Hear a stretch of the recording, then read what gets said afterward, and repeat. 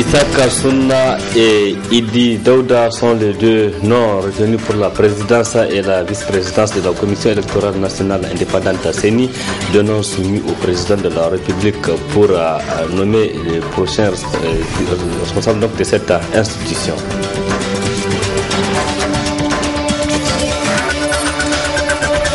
Ce samedi de la caravane tournant la page pour une alternance démocratique en Afrique, et c'est avec une conférence publique que cette cérémonie a pris fin ce matin. Samedi 30 septembre 2017, mesdames et messieurs, bonsoir et merci d'être sur la télévision La Barre pour suivre ce journal. Je le disais dans les titres, réunion ce samedi du Conseil national du dialogue politique CNDP sous la présidence de son président, le Premier ministre Brigitte Raffini. Un seul point était à l'ordre du jour de cette réunion, la désignation du président de la Commission électorale nationale indépendante CENI et de son vice-président.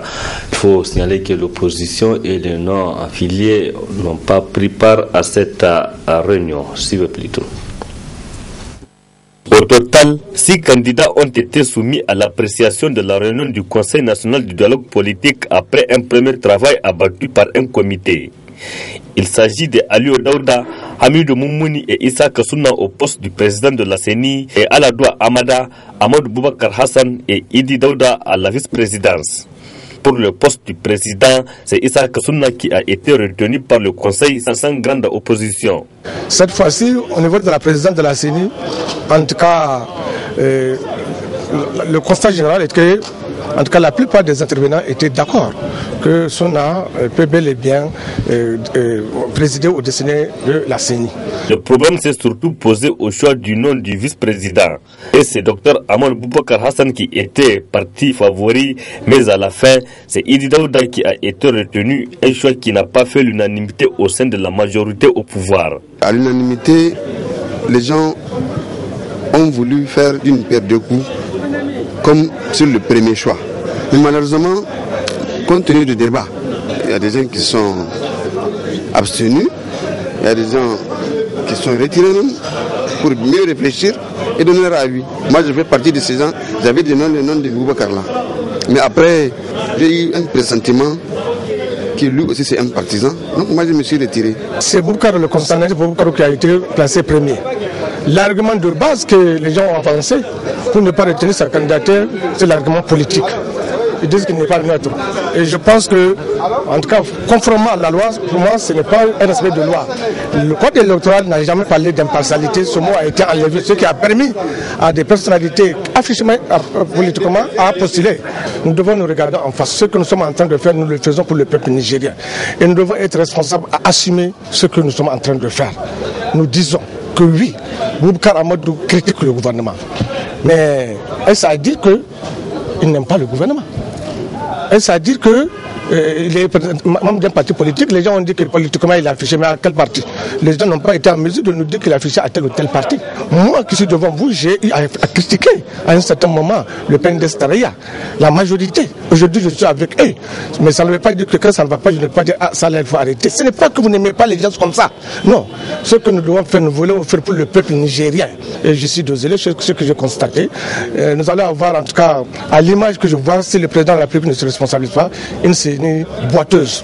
Parce qu'il faut reconnaître que sur la première liste d'intervention, tout le monde a dit, en tout cas la majorité des intervenants a dit que c'est Boubacar. Mais après, comme on ne l'a pas fait pour la première liste, pour la présidence, pour la vice-présidence, on a vu une seconde liste et nous avons vu ce qui s'est passé, ça fait sourire.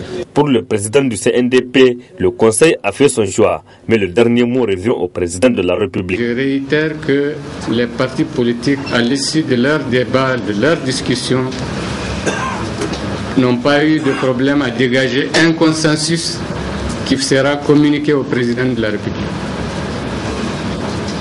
En ce qui concerne le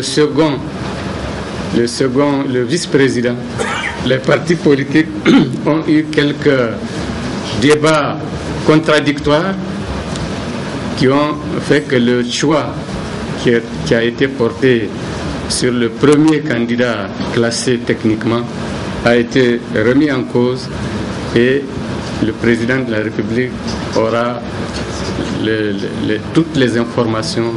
Cette réunion s'est tenue à l'absence de l'opposition politique et de non-affiliés qui ont posé certaines conditions avant la reprise des travaux au sein du CNDP. Dernière étape vendredi soir de la caravane de la campagne tournant la page pour une alternance démocratique en Afrique au niveau de la ville de Niamey, et c'est le 4e arrondissement qui a accueilli les membres de cette caravane qui ont d'ailleurs animé une conférence publique. Précision avec Abdourazak Hamidou et Nasser Seydou. Le combat pour la démocratie et la justice plus que jamais en avant. Durant 15 jours, la caravane pour la démocratie a sillonné les 5 arrondissements du Niamey à la rencontre des populations où des conférences publiques de proximité ont été animées. Ainsi, tour à tour, les quartiers Karadie, Goudel, Dar es Salaam, Jangorzo et Talagué ont accueilli la caravane et le bilan est plutôt positif. C'est vraiment un bilan de satisfaction. Nous sommes totalement satisfaits des 5 jours, ou bien dans les 5 communes que nous avons participé. Vraiment, la population était sortie massivement nous écouter, à poser des questions, et les conférenciers aussi ont été tellement pertinents au point où les populations nous ont demandé de revenir encore une fois de plus pour pouvoir discuter sur d'autres thèmes. Et c'est surtout l'engagement et l'attention que la population des 5 communes de Niamey ou bien de la région de Niamey ont porté vraiment à cette activité de caravane que nous avons lancée dans le cadre de la caravane pour la démocratie. Et les citoyens, certainement, à travers les communications, les présentations qu'ils ont eues, et surtout la droiture de nos conférenciers, je pense qu'ils ont tiré beaucoup de substances en ce qui concerne la compréhension du cadre démocratique. Aussi, leurs droits et devoirs dans le cadre de la lutte citoyenne. Plusieurs thèmes ont été débattus pendant les conférences, les unes plus riches que les autres, et tournant la page, pense déjà à la suite. Vraiment, il y a beaucoup de thèmes qui ont été développés à travers cette caravane. Aujourd'hui, nous sommes sur les droits et devoirs pour les citoyens dans le cadre de l'instauration de la démocratie. Et avant-hier, au niveau de la commune 3, c'était la mobilisation des femmes dans un contexte démocratique. Et demain sera le grand débat qui concerne spécifiquement l'indépendance de la justice au Niger. À partir du 15, il y aura une grande manifestation transcontinentale qui va se dérouler à Paris, qui verra la participation des 9 pays, y compris le Niger, pour aller dénoncer les abus que nous sommes en train de subir, surtout les pays africains. Il y aura une dénonciation parce qu'il est important que nous puissions faire pression. Acteurs principaux de cette caravane, les acteurs de la société civile savent que certains brebis galeuses ont mis à rude épreuve leur crédibilité. Le conférencier a dit quelque chose de très important tout à l'heure. Il dit que la société civile a perdu un peu sa crédibilité grâce à certains acteurs qui ont une double casquette, qui sont en même temps politiciens et en même temps acteurs de la société civile. L'avis que je partage entièrement avec lui, parce que on ne peut pas être au four et au moulin. Vous voyez, ce n'est pas facile aujourd'hui d'accepter ce que la société civile est en train de faire pour certains, parce qu'aujourd'hui c'est le combat le plus dur et vraiment qu'on doit mener aujourd'hui, ramener cette confiance qui a été brisée entre la population et les acteurs de la société civile. La caravane de la démocratie est considérée par beaucoup comme étant un mouvement salutaire pour que les Africains gagnent la liberté de choisir leur destin. Donc cette caravane est au terme de son périple au niveau de la ville de Niamey après avoir sillonné les 5 arrondissements communaux. Elle a bouclé la boucle ce samedi à l'immeuble de GMK avec une journée de réflexion sur les thèmes de la caravane intitulée l'indépendance de la justice. Le résumé avec Ismaël Moumouni et Sadoudoumi. Achever la caravane en beauté après avoir fait le tour des 5 communes de la capitale, que la structure Tournant la page a initié cette conférence animée par ses experts dans plusieurs thématiques, dont la principale demeure l'indépendance de la justice au Niger. Le coordinateur national de cette structure nous dresse un tableau sombre de la situation judiciaire.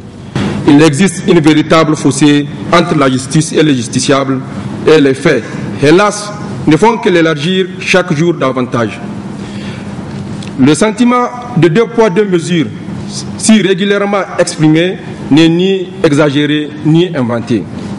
Il traduit notamment une situation insolite dans un état de droit où les uns font face aux rigueurs de la loi pour les moindres peccadilles, parfois pour avoir dénoncé et condamné une injustice, tandis que les autres, malgré les preuves tangibles de leur culpabilité, ne sont jamais inquiétés. Résultat, la justice est devenue l'institution la plus décriée, la plus contestée, sinon la plus détestée. Les participants ont apprécié la pertinence des sujets évoqués par ces éminents conférenciers. La question judiciaire est très complexe. Aujourd'hui, vous ne pouvez pas avoir un être humain qui est chargé d'exercer un attribut de Dieu, qui est la fonction de juger, et ne pas trouver des imperfections. Et c'est pour ça que je dis la fonction de juge, c'est une fonction qui est très délicate, qui est très difficile. Mais aujourd'hui, force est de reconnaître qu'il y a beaucoup de fautes qui ont été faites et nous avons également une justice qui est beaucoup appréciée de la sous-région parce que nous sortons, nous échangeons avec nos collègues. Ils savent le niveau auquel nous sommes arrivés et nous en sommes fiers. Les organisations de la société civile sont en train de partir vers les populations, sont en train de conscientiser la population, mais au-delà de ça, sont en train également de lancer un appel pour que quelque chose se fasse et que ce quelque chose-là se fasse ensemble pour le Niger. Parce que vous l'avez entendu, chacun des conférenciers a dit dans le domaine qui l'intéresse, vraiment ils ont soulevé tous les problèmes. Aujourd'hui, ce n'est plus le moment du diagnostic, c'est le moment de se mettre ensemble pour aider notre pays à sortir de l'ornière. Et par rapport à cela, vraiment je les félicite.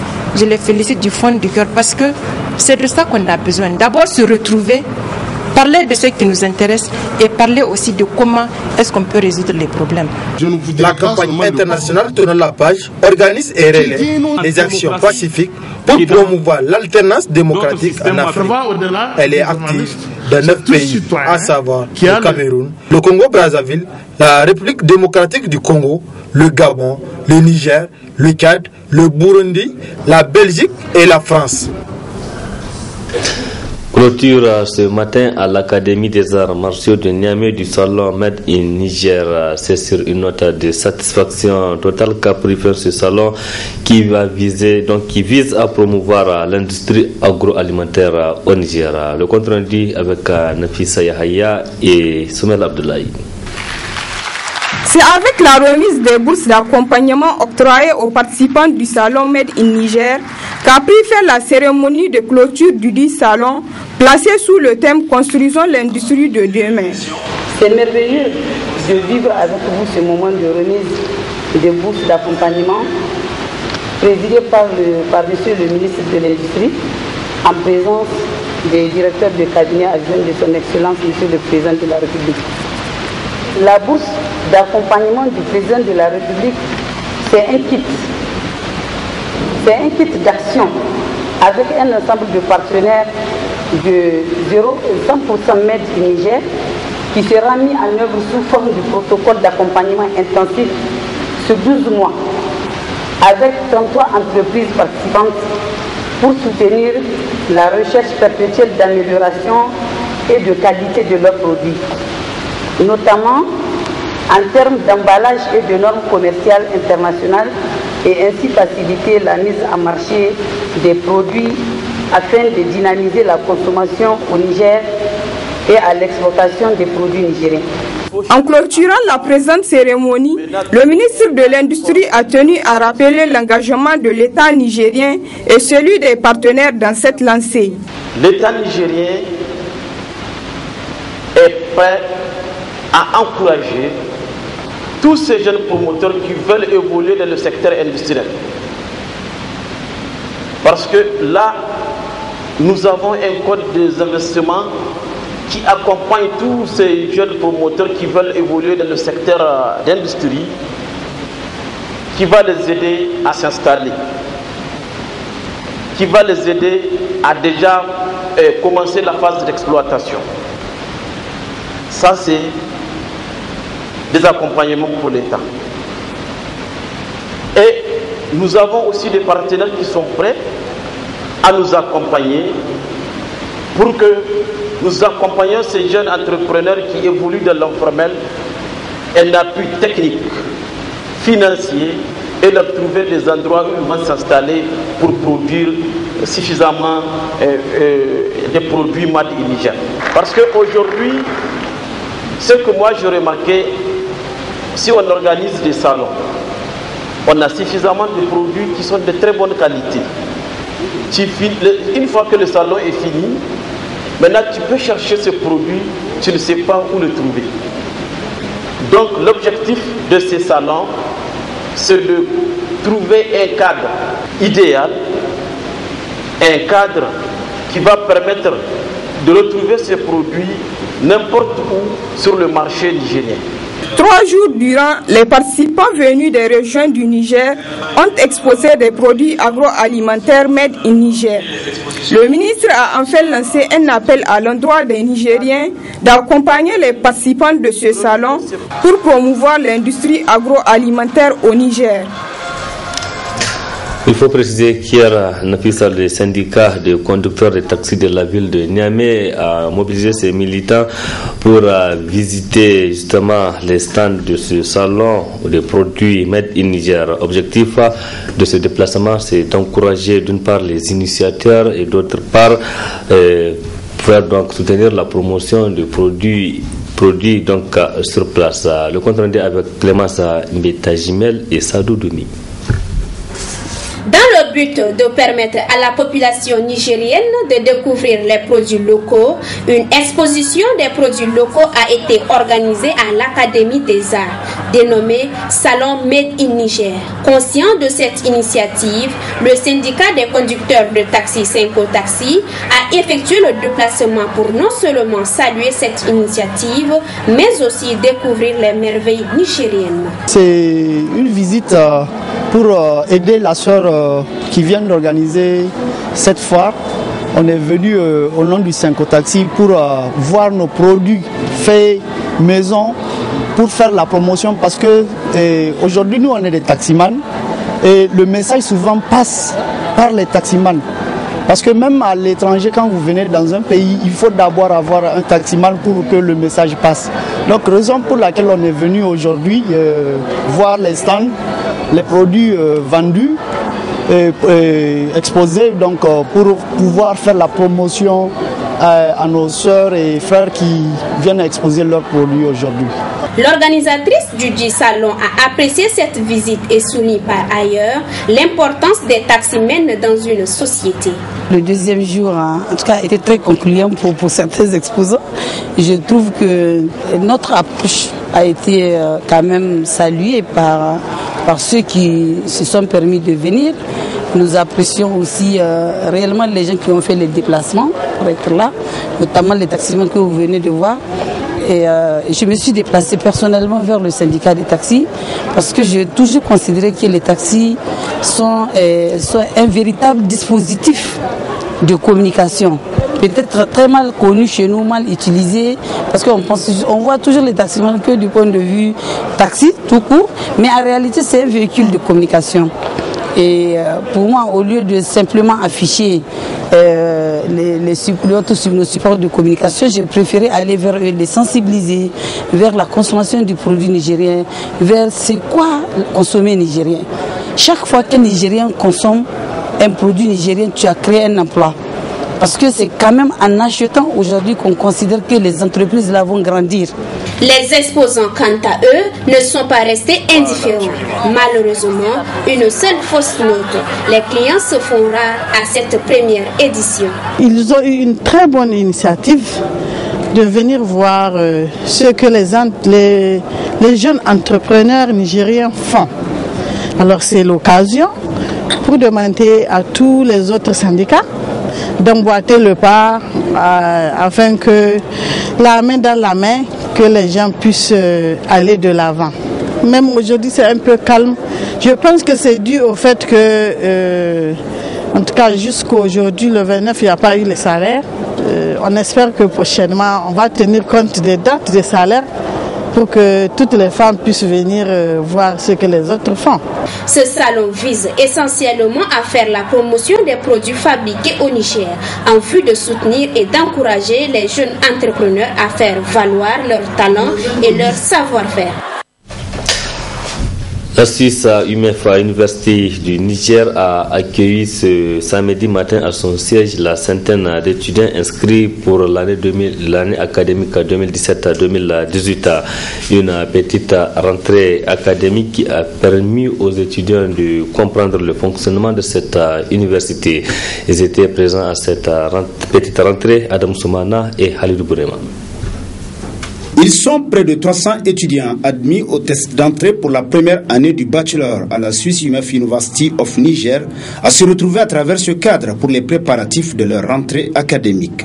Une rencontre qui a permis d'édifier davantage les étudiants sur cette prestigieuse université. C'est très essentiel et primordial pour les étudiants qui sachent les fonctionnements tout d'abord de l'université.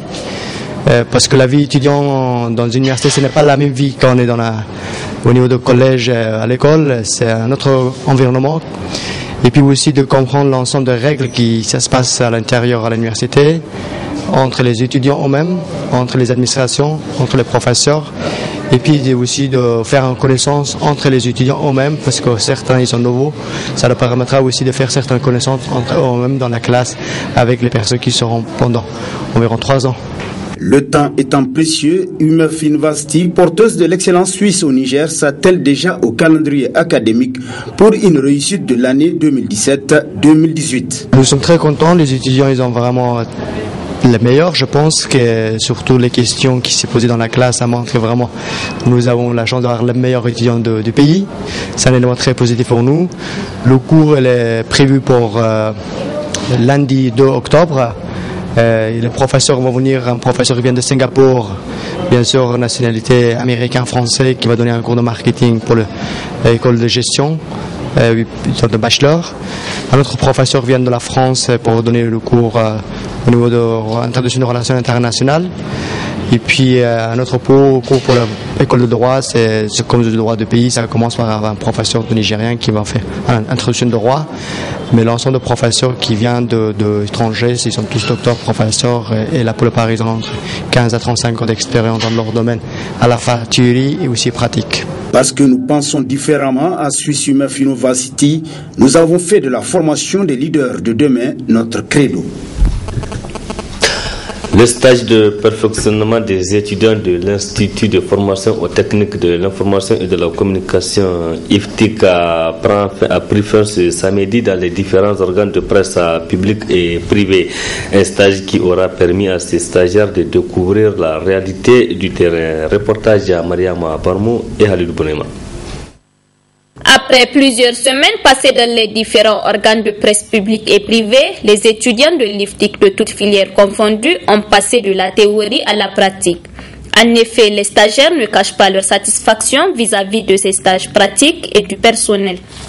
Moi, personnellement, j'ai appris assez de choses, surtout sur le côté pratique. Ce qu'on apprend à l'école et ce qui se passe au terrain, c'est tout à fait différent. Le vrai journalisme, c'est sur le terrain. J'ai beaucoup appris les choses sur la pratique ainsi que la théorie. J'ai appris pas mal de choses. Que ce soit les reportages, aller sur le terrain, venir faire le papier, les lancements, le journal, à la radio, à la télévision, j'ai appris beaucoup de choses. On n'a pas rencontré de difficultés avec nos chefs. Les stages pratiques prendront fin ce samedi. Les professionnels des organes de presse n'ont pas manqué des mots à dire sur la prestation des stagiaires. Autant qu'on a eu à passer avec les stagiaires de l'IFTIC, et je dirais que c'était un moment vraiment inoubliable. La collaboration a été parfaite. On a eu affaire à des stagiaires qui savent ce qu'ils veulent, des stagiaires très motivés. Et si je peux me résumer en termes d'assiduité, la participation aux réunions de rédaction, aux reportages, et vraiment des stagiaires très, très corrects qu'on a eu à travailler avec eux. Et je ne regrette pas, moi en tant que directeur de la télé, je ne regrette pas d'avoir travaillé avec tous les stagiaires que j'ai reçus cette année. Et je les encourage beaucoup. Je pense qu'ils ont fait preuve de de volonté, d'accord, de courage, parce que c'est pas facile. Hein. Quoi qu'il en soit, chaque métier, rien n'est facile dans la vie. Il faut être déterminé, il faut savoir ce qu'on veut, et je pense qu'elles savent ce qu'elles veulent. Et elles ont fait preuve de beaucoup de volonté, d'accord. Je pense que pour la plupart, elles se sont bien comportées. Elles ont été assidues. Elles ont posé des questions là où elles ne comprenaient pas. Ces stages obligatoires des étudiants de l'IFTIC ont débuté le 14 août et prendront fin ce 30 septembre. Alors, bon usage de la formation acquise par les stagiaires, conscients des tâches qui les attendent à la fin de la formation. Direction Agadez à présent, où le projet de gestion des risques de catastrophes et de développement urbain PGCR2U a financé les actions de développement et la cérémonie officielle de lancement des travaux s'est déroulée en présence des autorités régionales, comme nous précisent nos confrères de Dunia Agadez. Cette cérémonie consacre une étape importante dans le processus de mise en route du programme du projet PGRCDU, à savoir le lancement officiel des travaux des infrastructures et équipements agricoles et pastoraux, cela dans le cadre du mécanisme de réponse immédiate MRI. Des travaux qui comprennent la réalisation des puits pastoraux et maraîchers ainsi que des systèmes d'irrigation par réseau californien en soutien aux maraîchers victimes des inondations. Pour venir en aide aux populations victimes des dégâts causés par les inondations de l'année 2016, dans le cadre du mécanisme de réponse immédiate, il a été prévu de prendre en charge les régions d'Agadez et de Tawa pour des activités évaluées à un montant de 8 milliards 27 millions 75 871 francs CFA, entièrement pris en charge dans le projet de gestion des risques de catastrophes et de développement urbain à travers le mécanisme de réponse immédiate. Ainsi, la région d'Agadez bénéficie d'un montant de 4 milliards 962 millions 269 545 francs CFA, dont 3 milliards 441 millions 642 400 francs CFA seront consacrés aux travaux d'infrastructures et d'équipements agricoles, objet de la présente cérémonie.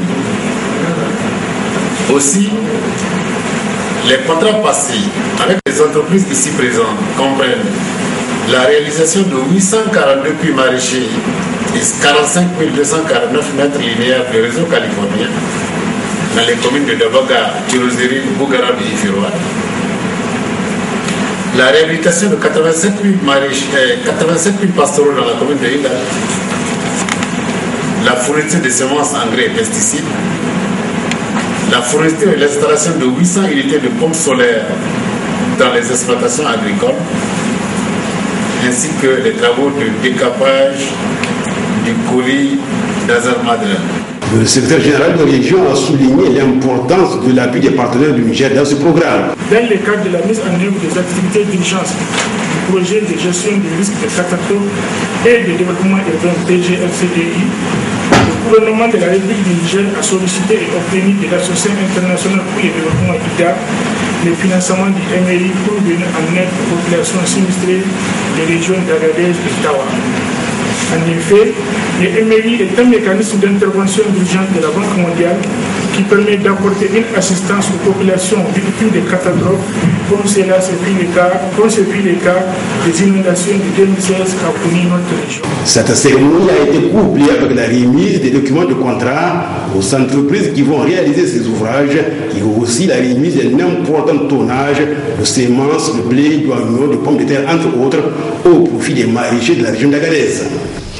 Retour ici à Niamey et c'est pour parler de la santé avec la commémoration ce samedi de la journée mondiale de la lutte contre la leucémie. À cette occasion, l'association de lutte contre cette maladie a organisé une conférence pour mieux cerner la leucémie. Elle a porté sur le thème « Je vis avec la leucémie ». Une conférence suivie et résumée par Abdourazak Hamidou Léo et Ibrahim Abrou. Depuis quelques années, les 22 septembre sont consacrés Journée mondiale de sensibilisation à la leucémie myéloïde chronique. Cette journée a été créée par l'association française LMC France. De nombreux événements sont organisés pour sensibiliser à cette maladie au Niger et dans le monde entier. Le 22 septembre, lors de son assemblée générale en date du 26 février 2011, LMC France a adopté à l'unanimité la proposition du 22 septembre comme date fédératrice pour la journée mondiale de la LMC.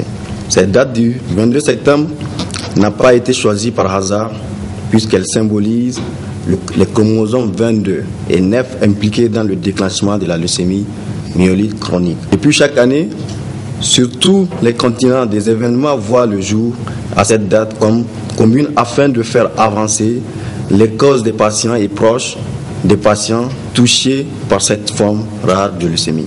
Journée mondiale LMC, 22 septembre 2011, est la première journée mondiale de sensibilisation à la LMC créée par LMC France. Notre association dénommée l'Association de lutte contre les leucémies au Niger, ALL Niger, s'organise à commémorer l'événement en guise de plaidoyer, marquera ainsi la première édition officielle ici au Niger. Au cours de cette cérémonie, plusieurs interventions ont eu lieu, mais aussi une conférence pour plus d'informations sur la maladie. Je souhaite tout simplement bon succès à cette association. Je pense qu'il y a beaucoup de gens qui sont engagés pour que cette association aille de l'avant. Et puis, nous autres, vous pouvez toujours compter sur nous pour appuyer l'association dans la prise en charge des patients, dans le plaidoyer qu'on peut faire dans la bonne marche de cette association. Nous sommes à 100% intéressés et passionnés par la prise en charge des patients parce que le seul objectif d'un médecin, c'est de voir un patient qui vient avec une pathologie et qui ressort en souriant. En fait, la leucémie myéloïde chronique, c'est une maladie qui est quand même grave et c'est une maladie qui a bénéficié d'énormément de progrès au niveau donc médical. Je me rappelle, les premiers cas pris en charge dans le temps étaient pris en charge par un médicament qu'on appelle le Busulfan. Puis ça a progressé, l'hydréa a apparu et maintenant vous avez de nouvelles molécules qui sont disponibles et qui donnent de meilleurs résultats. Vive l'association de lutte contre la leucémie Niger et nous espérons vraiment que son plaidoyer va porter haut et fort pour le bénéfice des patients. On a voulu faire passer un message assez simple, digeste, qui permette aux gens, en tout cas, de s'approprier, de comprendre que c'est une maladie en tant que telle, qui n'est pas une personne, comme je le disais dans mes messages. C'est une maladie qui peut à tout moment surprendre n'importe qui. Et donc, c'est une maladie, finalement, que le public doit être au courant et que ce n'est pas essentiellement donné à des personnes ciblées ou pas. Ce n'est pas une maladie ni héréditaire ni contagieuse. Elle ne se transmet pas. C'est une maladie qu'on acquiert. La leucémie est une maladie également connue sous le nom de cancer du sang et se manifeste par de l'asthénie, perte de poids, de la sueur nocturne, mais aussi de l'inconfort abdominal lié à l'augmentation de la rate. Merci pour cette précision, Abdelrazak Hamidou. Point final de cette édition. Merci à vous de l'avoir suivi. Restez en compagnie du programme de la télévision Labari. Excellent week-end à toutes et à tous et bonne nuit.